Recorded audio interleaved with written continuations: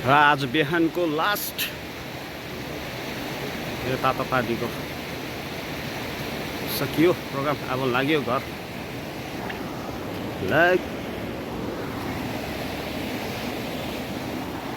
यो आमामा लिग हल्लिन्छ, यस्तो हल्लिन्छ यो बाँसको ब्याम्बो ब्रिज दामी हल्लिन्छ यो। यसमा चाहिँ हिँड्नुको अर्कै मजा छ। यसमा चाहिँ यस्तो फिल हुन्छ नि तपाईँको, सानो मजा आउँदैन यसमा। यसमा जतिकै हिँड्नु मजा चाहिँ अरू ठुलो ब्रिजमा आउँदैन। यो ब्रिज चाहिँ एक नम्बर ब्रिज हो। हाम्रो गड्डी चाहिँ हो बस्ने ठाउँ चाहिँ मजा आयो। यो चाहिँ तपाईँको पोलक खोला हो। चाहिँ बिहानी पखमा चिया पिउँदैछौँ। यो चाहिँ हाम्रो एकदमै बाल्कुनी। यहाँदेखि उता चाहिँ तपाईँको पर चाहिँ तातो पानीको ट्याङ्की, यता चाहिँ हाम्रो बाल्कुनी। यहाँबाट टक्कै भ्यू भेट्छ।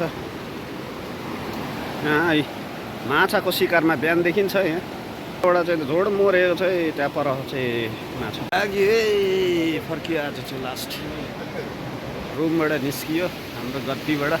सवारीको कुरा छ घरबेटी लाग्यो हाम्रो साथीहरू। यो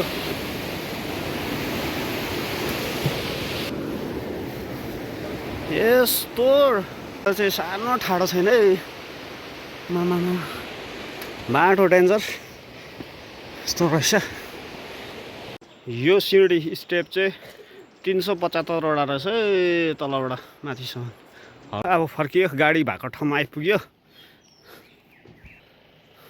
आइपुग्यो अब लागिन्छ। यस्तो चाहिँ पोलकको बाटो चाहिँ अब हामी निस्किँदैछौँ। बाटो चाहिँ एकदम अफ छ, रफ। यो चाहिँ पोलक छिर्ने बाटो। यहाँ डाइभर्सन छ, डाइभर्सन। ल बोरङ जाने दो बाटो है। बोरङ आए, बोरङ बोरङ। ल पोलक, अप्पर पोलक। यो चाहिँ गाउँ बस्तीहरू रमाइलो छ। बुद्ध पार्क राबोङला। बुद्धम चिम्चे थिएछ